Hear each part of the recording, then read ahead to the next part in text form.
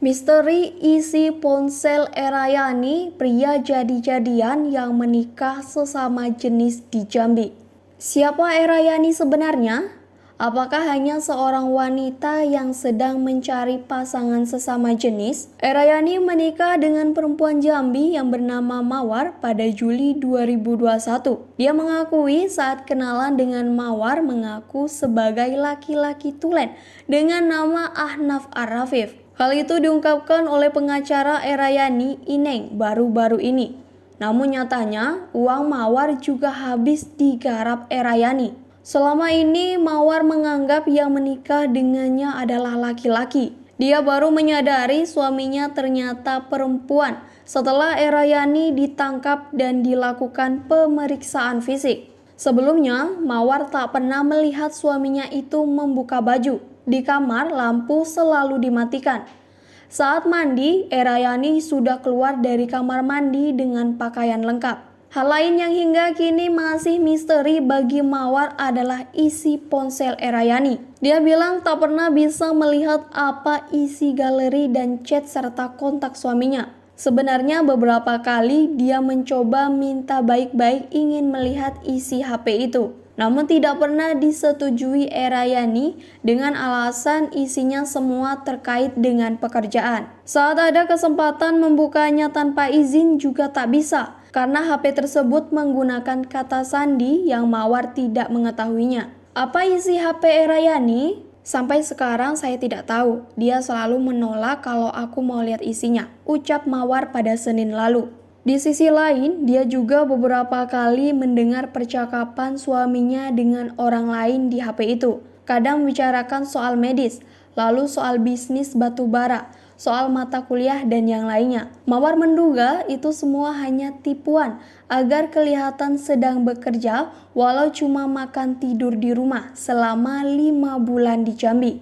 Apalagi selama jadi istri tidak pernah juga dia dinafkahi. Dia memberikan uang kepada Erayani untuk pengobatan ayahandanya.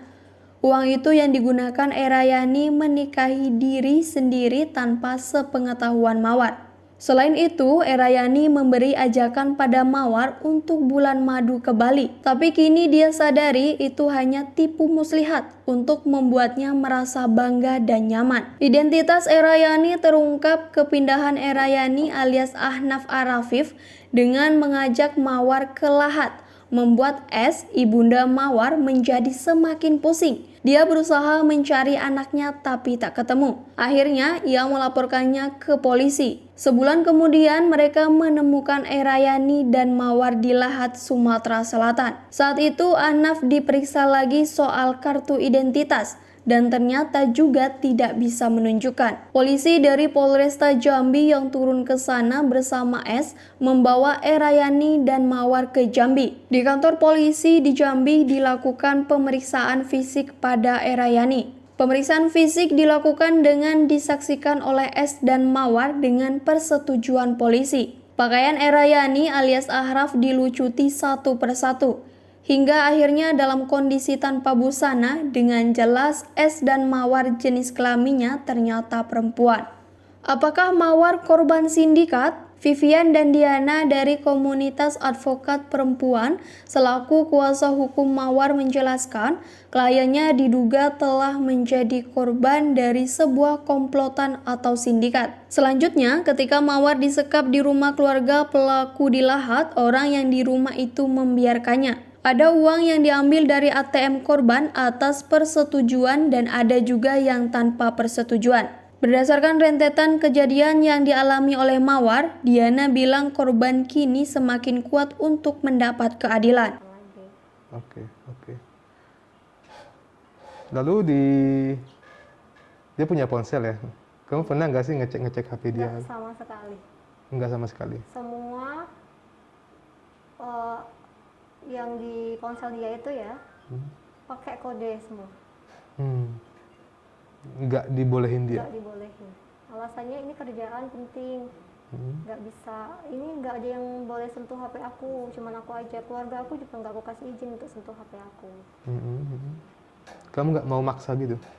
Saya sering sih, saya coba-coba kadang sih, saya iseng-iseng nyoba apa sih passwordnya itu, tapi nggak bisa kan. Ya karena privasi orang kan semua ada di HP Iya. sebenarnya. Apa yang ada dalam dia di HP. Iya.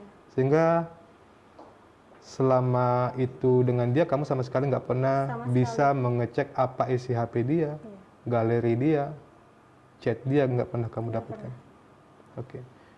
Tapi selama tinggal serumah kemudian dia sering menerima telepon atau apa gitu? Sering. Sering. Biasa dengar percakapan mereka itu apa gitu? Paling percakapan itu sama keluarganya ya, atau sama kliennya lah. Itu bahas-bahas kerjaan. Itu ya saya percaya aja gitu. Oh, di HP itu seolah-olah bicara soal pekerjaan sebagai dokter. Banyak. Banyak. Cuma sebagai itu. Kadang tuh kayak seolah-olah adik tingkatnya nanya soal permasalahan kedokteran. Itu kan awam sekali buat saya ya, saya nggak tahu ya. Terus dia bahas, dia Oke. balas. Oke. Selain itu yang masalah pekerjaannya sebagai batu bara gitu ya. Nah, Itu di depanmu semua dia ngobrolnya itu. Oke. Untuk meyakinkan. iya, di depan saya, di depan ibu saya juga. Jadi pura-pura ada nelpon dan dia ngobrol Iya. gitu. Jadi seolah-olah tuh dia kerja gitu. Seolah dia kerja dimanapun dia bisa kerja gitu ya. Waktu itu jadi habis pernikahan itu gerak-gerik si pelaku ini kan, biarpun saya diam, mungkin saya dibilangnya saya ini diam lemah lembut gitu kan, tapi kan setidaknya saya melihat Ya. kan awalnya dia mengaku sebagai dokter Ya. dan dia juga sudah bilang kepada saya dia punya klinik di Bandung. Pengakuannya punya klinik di Bandung. Iya, Oke. tuh.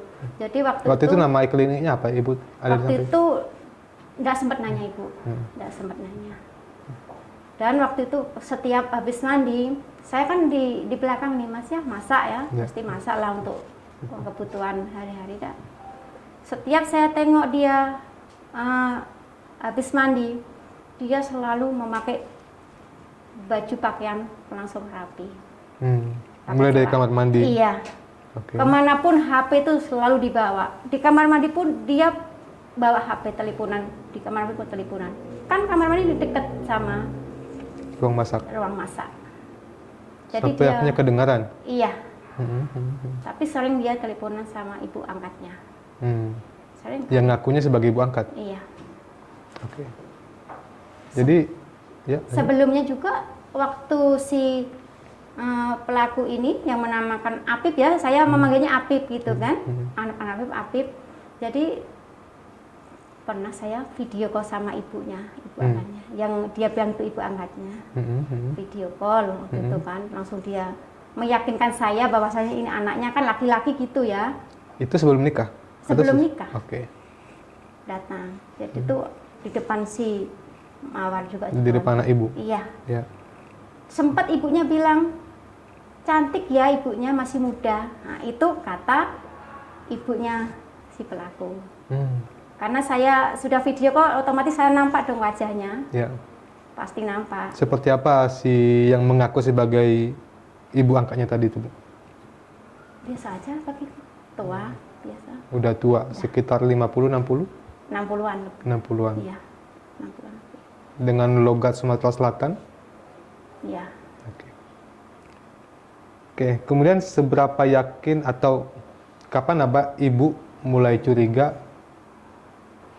dia ini bukan dokter sungguhan? Semenjak timbul kecurigaan saya, karena dia ini mengaku sebagai seorang dokter. Setiap saya tanya, masalahnya kayak gini mas, anak saya ini aja kalau kerja 3 hari tidak masuk aja sudah potong gaji. Ya. Sedangkan dia seorang dokter tidak mungkin dong meninggalkan pasien sampai berbulan-bulan. Ya. Nah itu sudah sering kali saya interogasi si pelaku itu, tapi selalu ngelak. Nah, Karena tidak, yang kita kenal dokter nggak ada yang meninggalkan kerjaan berbulan-bulan. betul. Gitu ya. Pernah juga dibilang sama adik si korban, Mama sini kok tidak punya jakun ya, cemen, kata si adik.